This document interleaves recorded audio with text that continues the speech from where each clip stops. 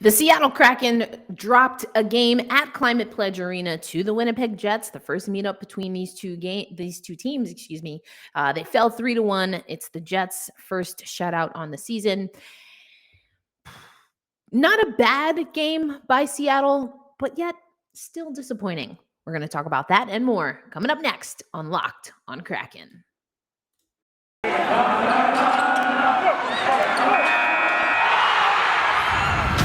You are Locked on Kraken, your daily podcast on the Seattle Kraken, part of the Locked On Podcast Network, your team every day.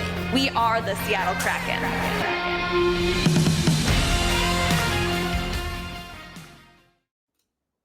Hey, what do you say, Seattle Kraken fans? My name is Erica Lindsay Ayala. I'm your host of Locked on Kraken. As always, we want to thank you for making Locked on Kraken your first listen of the day. We're coming off of a game that, quite honestly, I fell asleep at some point during the second period, so I had to rewatch today.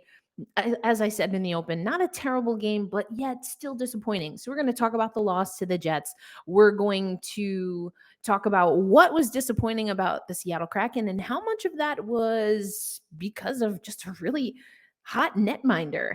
And we'll talk about that. And then, of course, we'll get you ready for the Blue Jackets coming into town because tomorrow is a Seattle Kraken game day. I should get a foghorn. It's just more fun to do this noise on my own. Anyway, as always, I want to make sure that you know that this is a free podcast, everything for you free as part of the Locked On Podcast Network. Of course, you can find us on YouTube and anywhere and everywhere you listen to podcasts. All right, let's get into it. We're going to do just a breakdown of the game. So the Winnipeg Jets, they now, after defeating the Seattle Kraken yesterday, we talked about this yesterday, but they were coming in at 28 points. So now they're at dirt at 30. I love it for them. 13-9-4 are the Winnipeg Jets on the season. The Seattle Kraken fall to 9-15-2. Still don't have a winning record at CPA. It's been a while. Anyway, all right, let's get into the game recap. So it was all Winnipeg. They scored in the first and the third frame, first and third period, and they got early goals. Within the first 6 minutes, it was Dominic Toninato at the 5:24 mark in the first period, and then Kyle Connor got both goals in the third period. Here's how it went down. Turnovers in the defensive zone. If you heard the guys on Root Sports talking about it, you heard them talking about being strong on the blue line, making sure your exits and making sure you're defending the entries very, very well.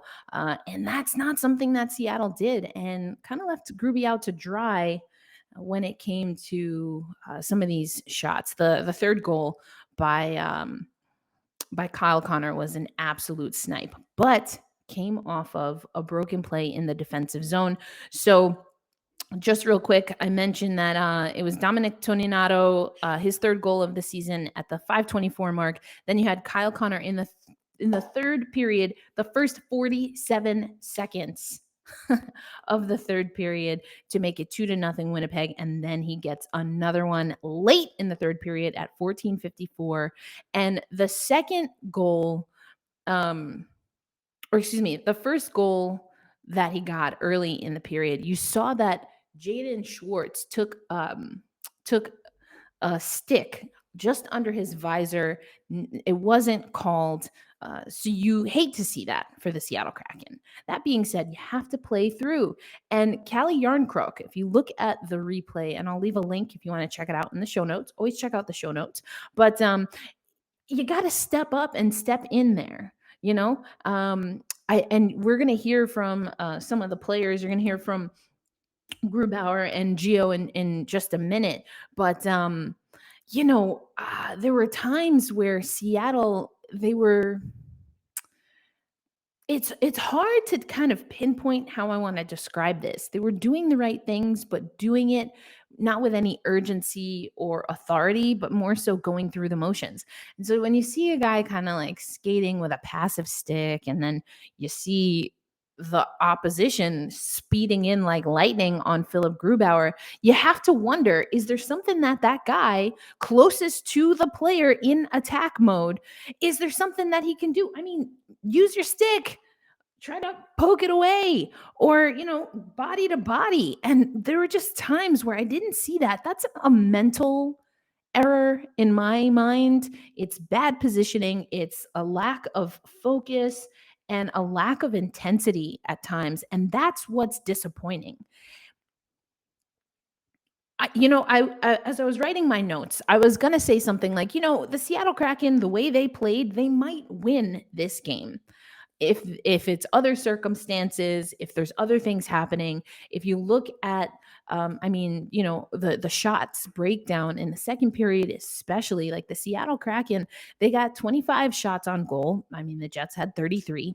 I don't really look at hits, but the Seattle Kraken had more hits. The Seattle Kraken were right in there with Winnipeg. They had 17 blocks. Seattle had 14, but you're going to hear Gruby talking about that. You're going to hear Gio talking about that in just a minute.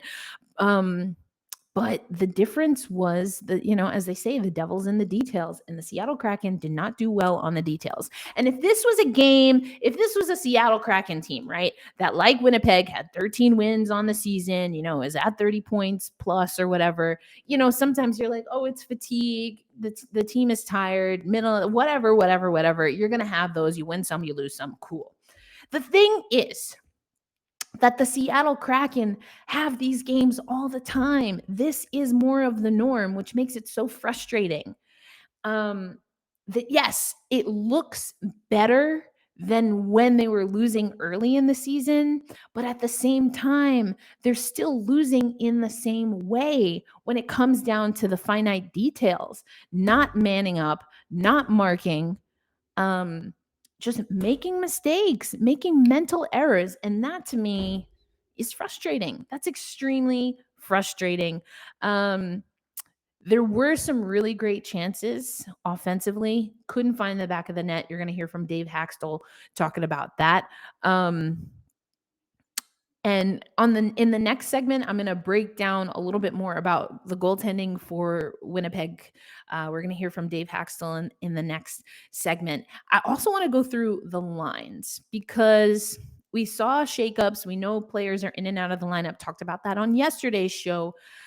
But Dave, I was swinging a plush salmon your way for making some roster changes. And then now we've reverted back in some ways. I don't know that I like these lines. We're going to talk about that. But right now, let's first go over to Philipp Grubauer talking about this game and talking about just how the Jets play the right way.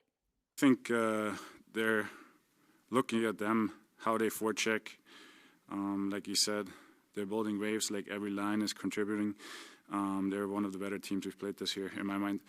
They made it really hard for us to get out of the zone. They forced us to make mistakes back there. They do it right. Yeah, like you got to force them to make mistakes, right? You got to push them to get out of their comfort zone. They play the right way. I don't think we got a couple of decent chances for sure, but they're playing really tight in front of the net. They're controlling the middle really well, so it's hard for us to get in there. Sometimes we got a couple great chances too, and then the puck starts rolling or bouncing over our sticks, or we miss the net. So, if we get one in, it's a different game. But yeah. So you heard Gruby again. The Jets playing the right way. Some of the things that he likes that the Jets did, I mean, that's how you play hockey. Talked about this is, a really great team that's playing solid, sound hockey. It doesn't have to look flashy. It has to be effective. And that's what Seattle has to figure out. Coming up right now, though, let's hear from the captain, Gio, including him talking about how he was feeling after the game. They were aggressive and they were blocking shots. That's usually the key to success. And when they didn't, their goalie made some big saves. So we just got to sharpen up. I think when teams are aggressive, you got to be really sharp. You got to make the next play. You got to almost have it in your head before you get the puck on your stick. And we were a little guilty of maybe not being quick enough out there on the PP. And then, the rest of the game, they're big. They play a playoff style game. They're patient, they're big, they hold pucks, and they don't give you much room out there. So we got to learn how to win those ones and play in those games, and because that's what you're going to face a lot, especially down the stretch. We came out, I didn't think we had a great start, to be honest. I thought we were a little tentative out there, sitting and watching a bit. But as the period went on, we definitely got going, started generating more. And when you're playing that team, I've played them a lot in my career. It's the same story every time. You got to win battles on the wall. Their D basically don't give up the blue line, offensive line, or the defensive line. So it's on us D-men to make good hard plays to our forwards, but it's also little battles and all over the rink. So I felt like they were better in those little areas, and that was the difference. Yeah, I felt fine, totally fine. A couple of really good days of practice, I think, helped me. A couple of hard skates, and physically, I felt pretty normal, to be honest. So there you hear it from Gio, also commending the Winnipeg Jets whilst also challenging his team to really buckle down. I did find it funny, and I put that in there, but if you watch the full clip, I just want you to see the beads of sweat that are collecting on Gio's forehead. And he's like, nope, I feel good. I feel great. It's fine. The brother man was sweating a lot. I'm going to take him at his word, but I did notice that was a lot of sweat beating off. Like there was one time where a little sweat just like fell off of his nose. Oh man, it was funny, but truly, I mean, I just thought it was interesting to see him sweating that much. I mean, it wasn't immediately after the game, like he had time to take off his equipment. So I don't know. Anyway, like I said, coming up next, we're going to hear from Dave Hakstol. We're going to get you ready for the next game day, as it's the Columbus Blue Jackets that come into town. But also I want to break down these lines. Some things I really didn't like, Dave. I really didn't like. And of course, we're going to talk about the Winnipeg Jets goaltending. I mean, you got to give credit where credit is due. And I do think some credit is due to Hellebuyck for the Winnipeg Jets. That's coming up next. Right now, I'm going to tell you about Built Bar. It is the holiday season, and you want to grab a protein bar that tastes like a candy bar, and probably even better than a candy bar. And why would you do that? Because you're probably running around, picking up family members from the airport, traveling yourself, doing holiday shopping, returning gifts, cooking, all of those things. I'm just exhausted talking about it. So you want to make sure you have a snack. You don't want to be hangry during the holidays. And there's so many amazing flavors. I still am kicking myself for not ordering up on the cookie dough chunk, because that was one of my fave flavors that we've had this year, and I didn't do it. But I don't want you to make that same mistake. Whether you want to go with some of the 9 original flavors, cherry barcia, you've got the double chocolate, which I really like, or you want to hit up one of the specials that we have, including the puffs, which come with marshmallows. Those are definitely the candy tasting kind. Either way, we're going to hook you up with a 15% off at your next order at built.com.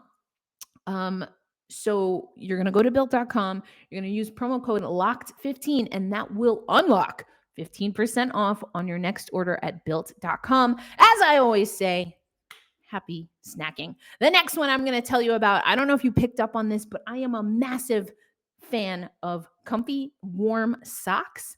I love socks. I love good quality socks, and I am a Stance fan. I have a family member who loves me and the rest of the clan so much that they buy us Stance socks every year. And even before they became a partner of Locked On Kraken, I can tell you honestly, truthfully, I love these socks. And Stance believes that the perfect fit matters more than fitting in. And what I love is that I have so many different Stance socks. I right now am wearing my Seattle rain socks. I'm not going to show them to you because that is a level of flexibility that I'm not confident I have at the moment. I also have my Pulp Fiction socks, my Brooklyn Dodgers socks, my Nightmare Before Christmas socks. They're really warm, green, and comfortable. I love them so much. But if you want to feel good and you want to do good, go check out Stance and check it out for yourself. And when you register for a Stance account, you'll get 15% off your first purchase when you use that promo code Locked On at checkout. Make sure you use that at checkout for the 15% discount to apply. Enjoy the color and the comfort of a life less ordinary with Stance. All right. My first star of this game is Connor Hellebuyck. I liked what he was doing, really was able to stymie the Seattle Kraken offense. You like good hockey. You like good saves. Philipp Grubauer had a solid game too, had to make some difficult saves, but obviously let 3 goals in. And so sometimes you don't always see that performance. And you heard Philipp talk a little bit about, what he had to do and how he felt the game was going. But Hellebuyck, 25 saves, came up, I think, really big for the Winnepeg Jets. And of course, another line that was really important, and you probably heard the very first question that Gio was asked was about the power play. The Seattle Kraken went 0 for 5 on the power play, and we saw that Hellebuyck made 2 saves on the power play. But here we go. It's the worst PK. The Winnipeg Jets have the worst PK. We talked about that on yesterday's show. Power play for Seattle, not great. They could have taken advantage, but weren't able to. And as much as I do think Hellebuyck had a good game, I still think that we're seeing the Seattle Kraken play a little bit too direct. I think they're best when they get some really good passing, when they get gritty goals. And you heard, I think it was JT Brown, obviously with John Forsland on the call, talking about this last night. Getting in dirty. They were talking about Donato in particular, getting bodies in front. JT kept talking about that. Bodies in front, bodies in front, bodies in front. It wasn't happening consistently for the Seattle Kraken. It hasn't happened consistently, for the Seattle Kraken. The Kraken were perfect on the PK. The Jets were 0 for 2 on their power play. But overall, I just really liked what Hellebuyck did. That being said, Hakstol, we're going to hear from him shortly, didn't feel that the game was really just about running into a hot goaltender. Like Gio, like Gruby, he gave stick taps to the Winnipeg Jets. But here's what he had to say about what the difference was in last night's game. Well, I thought the difference in the first 30 minutes was, we had 1 turnover that ended up in the back of our net.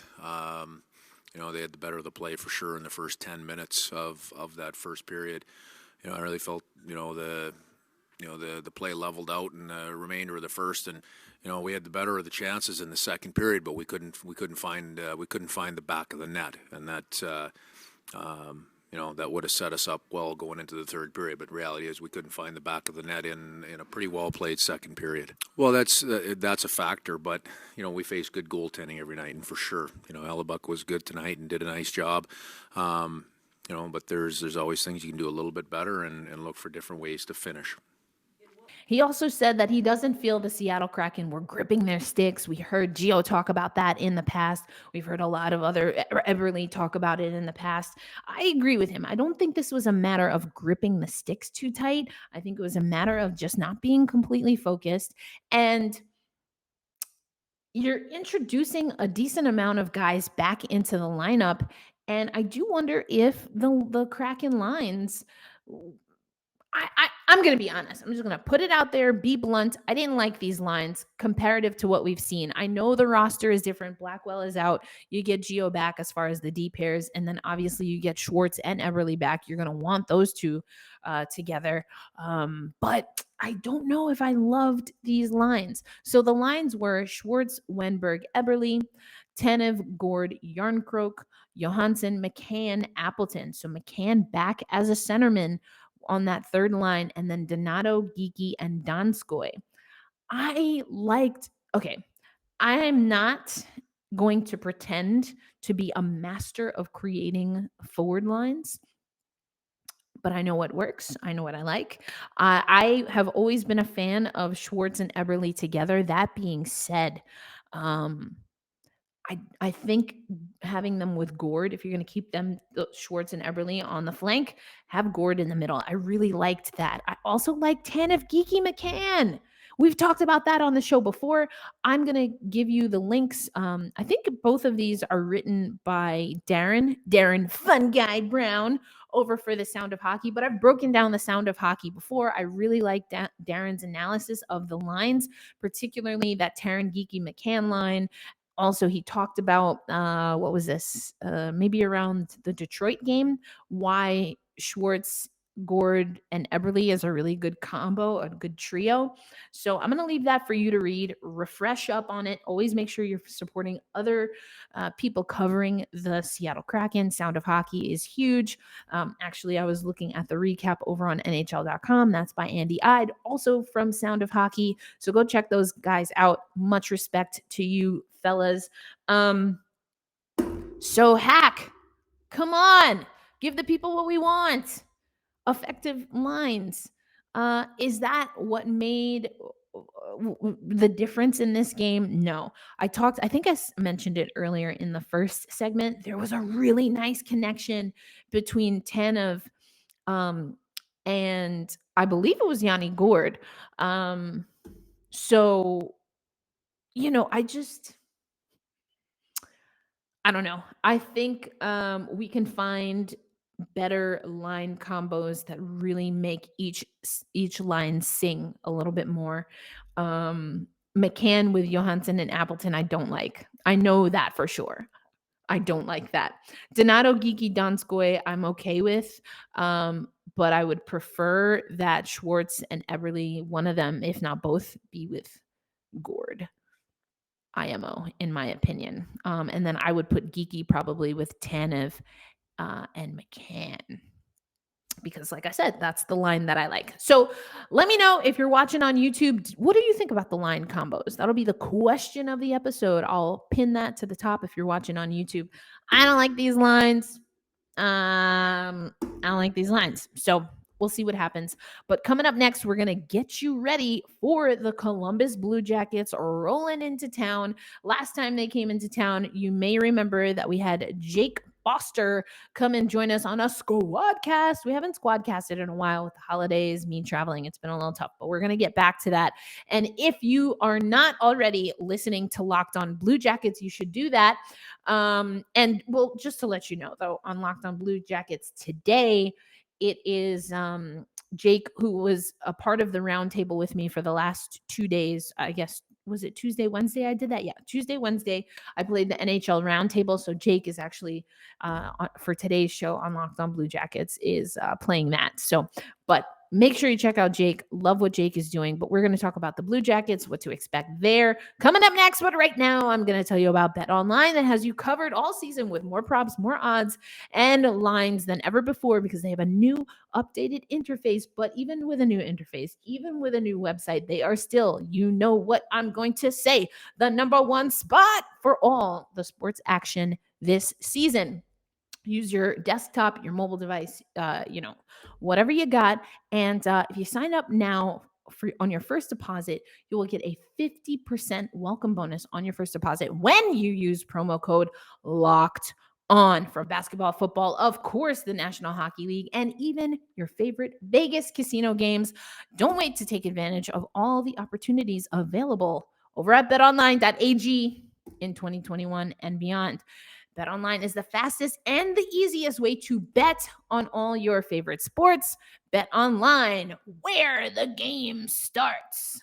All right, folks, like I told you, we're going to get you ready for the Columbus Blue Jackets game. If you're not already making Locked On Blue Jackets one of your listens from the Locked On Podcast Network, make sure you do that. Really love what Jacob is doing. And again, on today's episode of Locked On Blue Jackets, he is playing the NHL Roundtable. So if you haven't seen the roundtable on Locked On Kraken. And if you haven't watched it on Locked On NHL, then you still have an opportunity to watch it over on Locked On Blue Jackets. We're very proud of that conversation that we were able to have. So Jake, stick taps to you, as well as Rachel Donner, one of your hosts of Locked On Flyers, and Ann Kimmel, Mama on Ice. She's amazing. And I mean, we're all amazing, but Ann really dropped some knowledge. Mic drops for days. So go check that out.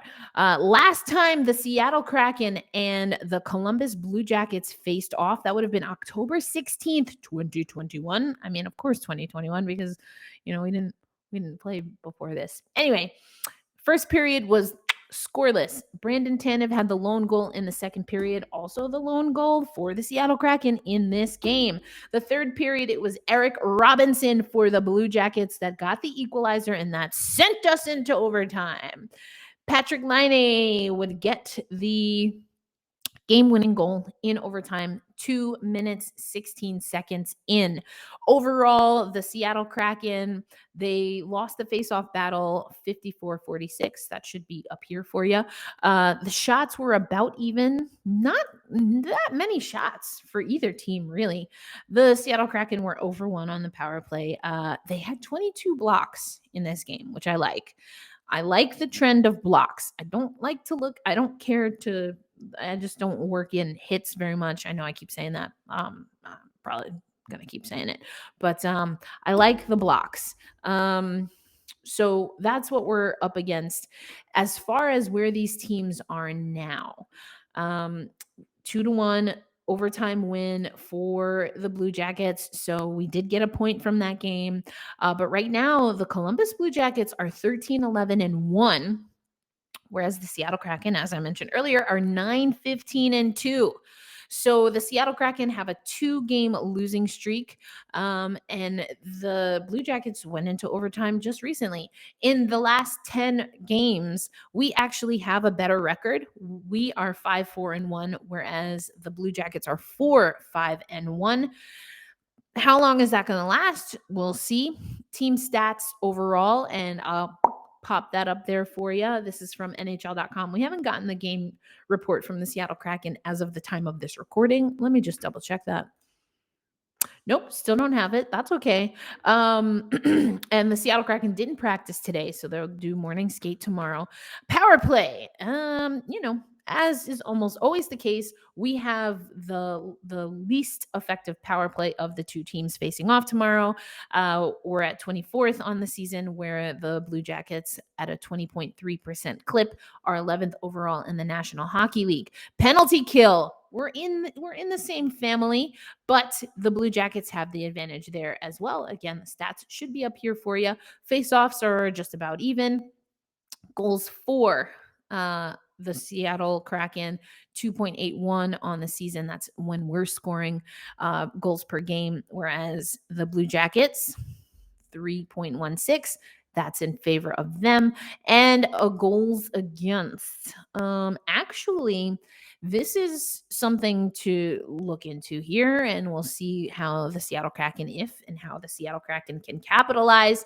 But the goals against, we are giving up 3.54 goals per game, whereas the Columbus team is giving up 3.24 goals per game. So we'll see how this goes. My keys to the game: get back to that aggressive, communicative team defense. That's what I want to see for the Seattle Kraken in Columbus and beyond. I really think they need to prioritize that.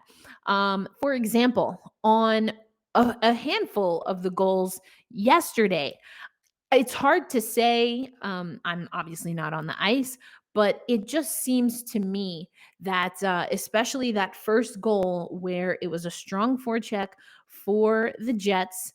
Obviously, the Kraken are kind of turned around and puck watching for those immediately in the vicinity, because they were getting ready to skate forward, and now they have to revert and turn back. But if you're a trailing player, you should have been able to see the streaking offensive player. You have to communicate. Also, Philipp Grubauer, you have to communicate, because the only people that would have been able to see that in theory, is Gruby, but the play was kind of behind the net, so he's kind of, looking over his shoulders. The Seattle Kraken need to communicate. And that player that's streaking, first of all, I don't want to see, you kind of know how it is when the guys are gliding across the ice and they're just kind of like holding the stick like this. I just hate watching that. I hate watching that. Hold buns and get something going. Even sometimes you see this in basketball too. It might sound different on the ice, but in basketball, if you hear footsteps coming, sometimes as an offensive player, that gets in your head. Come on, scream, holler, hoot, let somebody know, and try and deke them out that way. I want to see more communication. Goaltending, I don't really think was the problem. That being said, I want Grubauer. I talked about this before. I went on a rant. I want Grubauer to really get assertive with his team and with players in front of his net. Yes, should the Kraken be clearing the front of the net? Absolutely. But every once in a while, as a goaltender, you got to throw them bows. I want to make sure that Gruby, and if that's not a part of his game, then it's just not a part of his game. But I'm not a big fan of his style, I think is what it is. He seems like a passive goaltender to me. I don't know if that's how he's always been, but he's passive on this Seattle Kraken team. So I want to dive into that more, but I want to see Philipp Grubauer get more aggressive. I want to see him be more active, get his head in the game by being more active, moving physically. And as far as the offense for the Seattle Kraken, again, they had great opportunities, and it was kind of that drop pass. Tanev and I believe it was Yanni Gourde, both attacking, like JT Brown said, attacking the net and coming with numbers and making the goaltender and the defense move and think and freeze up. Actually, one of the shots on Grubauer, I did think he committed a little too early, and that's how Kyle Connor was able to snipe. I think he sniped it over his glove side, but he was low and kind of tilted this way, I guess, if I said it was glove side. And you saw that Kyle Connor coming in with speed, holding his line, he got Grubauer to commit, and then he picked a spot. I want to see the Seattle Kraken do that a little bit. You heard Hakstol talk about it. You heard Gio talk about it, about puck speed. That's what Hack talked about after the game. Something about puck speed. I think puck speed is really important, especially with the zone exits. But I think also it's a little bit about pace and timing and being able to have patience and just get the goaltender thinking a little more. So those are some of my keys. Let me know what you think about the lines. That was the question that I posed to you in the second segment. And I will hopefully stay awake for tomorrow night's game. And you can always follow Locked On Kraken on social media if I do manage to stay awake for the game. I got some good sleep last night. So if I manage to stay awake for the game, then you can find my immediate reactions to tomorrow's game against the Columbus Blue Jackets on social media. But for now, that's all we got. I told you should go watch or listen to Columbus Blue Jackets, Locked On Blue Jackets. Also, make sure you checked out Locked On Bets with your boy Q and handicapping expert Lee Sterling. But for now, hold fast, stay true, wear your blue, and let's go Kraken.